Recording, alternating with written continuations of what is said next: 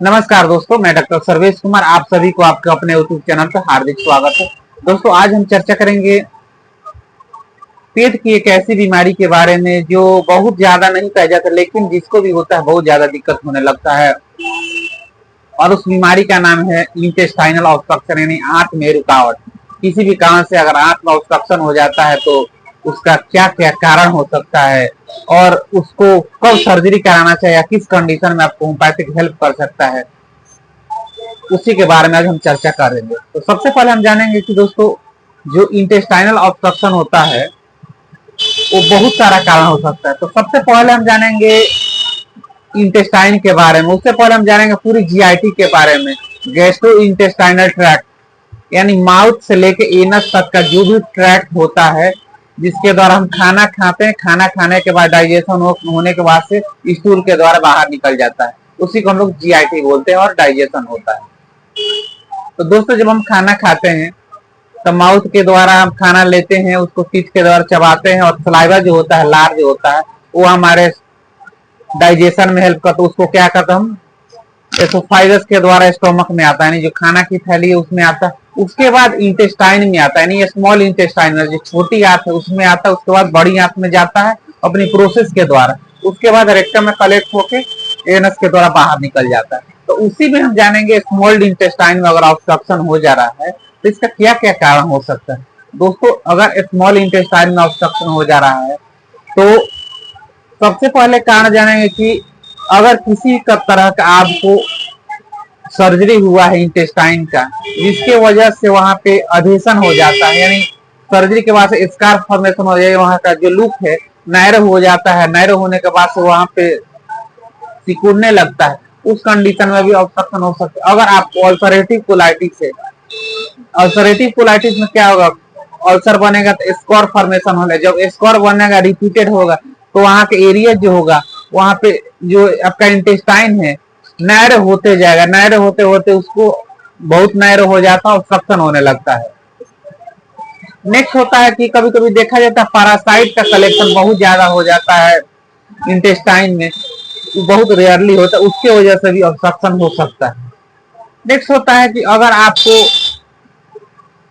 किसी तरह का गांठ बन गया, यानी फाइब्रस ट्यूमर बन गया है, उस कंडीशन में ऑब्स्ट्रक्शन हो सकता है।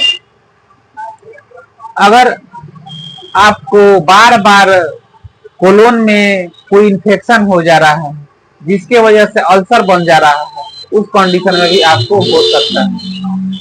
कभी कभी ऐसा देखा जाता है कि अगर बहुत ज्यादा कॉन्स्टिपेशन है, कॉन्स्टिपेशन की वजह से भी ऑब्स्ट्रक्शन हो जाता है।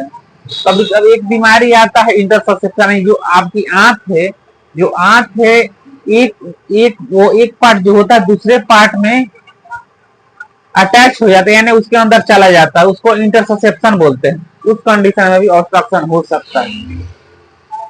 नेक्स्ट होता है कि अगर कोई मेडिसिन ले रहे हैं, मेडिसिन लेने की वजह से अगर आपको किसी तरह का, जैसे आपको लीवर में कोई दिक्कत हो गया या कोई अदर बीमारी हो गया है, लॉन्ग टाइम से मेडिसिन ले रहे हैं, तो वहां पे भी अल्सर बनने का चांस रहता है। अल्सर जब बनेगा उस कंडीशन में स्कार बन सकते, उस कंडीशन में भी हो सकता है। अब हम जानेंगे कि अगर आपको अल्सरेटिव कोलाइटिस हो गया है, सॉरी, अगर आपको इंटेस्टाइनल ऑब्स्ट्रक्शन हो गया है, यानी इंटेस्टाइन में ऑब्स्ट्रक्शन हो गया है, यानी आपकी आंत में रुकावट आ गई है, तो होम्योपैथिक आपको कैसे हेल्प कर सकते हैं। दोस्तों, इंटेस्टाइनल ऑब्स्ट्रक्शन के लिए जरूरी नहीं है कि आपको सेल्फ मेडिकेशन, जो हम मेडिसिन बता रहे हैं उसको लीजिएगा तो ठीक होए, क्योंकि दोस्तों कुछ कंडीशन ऐसा आ जाए कि आपको सर्जरी कराना ही पड़ेगा। अगर कभी कभी देखा जाता है बच्चा जो रहता है कॉन्जेनाइटल, उसको ऑब्स्ट्रक्शन रहता है, उस कंडीशन में हो सकता है। और इसका सिम्टम देखें कि अगर इंटेस्टाइनल ऑब्स्ट्रक्शन हो गया है तो मैंने देखा जाता है कि सिम्टम क्या होगा, वोमिटिंग, क्योंकि ऑब्स्ट्रक्शन हो गया। जो भी हम खाना खाएंगे, जो चीज खाएंगे, थोड़ा सा डाइजेशन होगा, वोमिटिंग होगा, बाहर निकालने की कोशिश करते तो वोमिटिंग हो जाता है। आप पेशेंट से पूछा जाएगा तो गैस बोला जाएगा पास हो रहा है, तो बोलेगा गैस पास नहीं हो रहा है, क्योंकि ऑब्स्ट्रक्शन हो गया। पास होगा भी तो बहुत थोड़ा बहुत होगा। स्टूल देखा जाएगा तो स्टूल बहुत कम होगा, क्योंकि जो भी खाना खा रहा है नीचे जा नहीं रहा है, इसकी वजह से स्टूल नहीं होगा, मस्टिकेशन बना रहेगा। सेकेंड को उसको बहुत ज्यादा वीकनेस हो जाएगा, क्योंकि शरीर को लगेगा नहीं, बहुत ज्यादा वीक हो जाएगा, डाइजेशन तो होगा नहीं, उस कंडीशन में भी हो सकता है।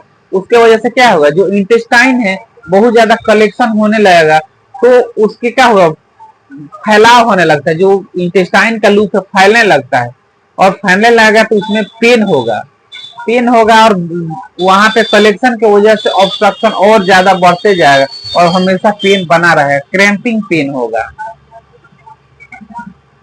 अब हम जानेंगे कि अगर आपको इंटेस्टाइनल ऑब्स्ट्रक्शन हो गया है तो होम्योपैथिक आपको कैसे हेल्प कर सकता है। दोस्तों, इंटेस्टाइनल ऑब्स्ट्रक्शन के लिए आपको होम्योपैथिक के किसी अच्छे डॉक्टर से कंसल्ट करके उनके गाइडेंस में अगर प्रॉपर ट्रीटमेंट ले रहे हैं तो ज्यादा बेटर है, क्योंकि दोस्तों जरूरी नहीं है कि आप मेडिसिन जो ले रहे हैं या आपको बता दिया मेडिसिन लीजिएगा तो जरूर हो सकता है कहीं आपको सर्जरी कराना। कुछ ऑब्स्ट्रक्शन जो होता है सर्जिकल हो जाता है, जहां फाइबर बन जाएगा या स्कार बन गया है, वहां सर्जरी की भी जरूरत पड़ सकती है। किस डिग्री में है, क्या कंडीशन है, वो आपके डॉक्टर ही एडवाइज करेंगे। लेकिन बहुत देखा जाता है कि इंटेस्टाइनल ऑब्स्ट्रक्शन होता है मेडिसिन के द्वारा ठीक हो जाता है, लेकिन आपको सेल्फ मेडिकेशन नहीं करना। फिर भी हम कुछ होम्योपैथिक मेडिसिन के बारे में चर्चा करेंगे जो बहुत अच्छा वर्क करता है। दोस्तों, हमारी सबसे पहली मेडिसिन आती है प्लम्बम-मेट। प्लम्बम-मेट कब देंगे, पेशेंट को ऐसा फील होगा कि उसको ऑब्स्ट्रक्शन हो गया है और उसको पेट में दर्द बना रहेगा, उसको इंटेस्टाइन देखेगा कि लगेगा कि जो स्पाइन है उसकी तरफ खींचा जा रहा है, अंदर की तरफ दबाव हो रहा है, और उसको पेन जो होगा अजीब की तरह होगा, क्रैम्पिंग होगा। उस कंडीशन में आप प्लम्बम 30 दे सकते हैं और उसमें कॉन्स्टिपेशन भी। नेक्स्ट आता है ओपीएम। ओपीएम कब देंगे, उसको बहुत ज्यादा कॉन्स्टिपेशन रहेगा, पेन रहेगा, साथ ही उसको बेचैनी रहेगी, उस कंडीशन में आप ओपीएम 30 की 4 बूंद 3 बार दे सकते हैं। नेक्स्ट आता है क्यूप्रम-मेट। क्यूप्रम-मेट कब देंगे, अगर क्रैम्पिंग पेन हो रहा है, बहुत ज्यादा ऑब्स्ट्रक्शन लग रहा है, भारी भारी सा लग रहा है, पेट फूला फूला सा लग रहा है, उस कंडीशन में आप क्यूप्रम-मेट दे सकते हैं। नेक्स्ट आती है लाइकोपोडियम। लाइकोपोडियम कब, अगर ऑब्स्ट्रक्शन हो गया है, ऊपर के साइड में भारी भारी सा लग रहा है और उसको लग रहा है कि हर्निया, जो स्ट्रंगुलेटेड हर्निया होता है उस तरह का मतलब लग रहा है, डायग्नोसिस हुआ है, तो उस कंडीशन में अगर आप लाइकोपोडियम 30 दे रहे हैं 4 बूंद 3 बार तो अच्छा रिजल्ट मिलेगा।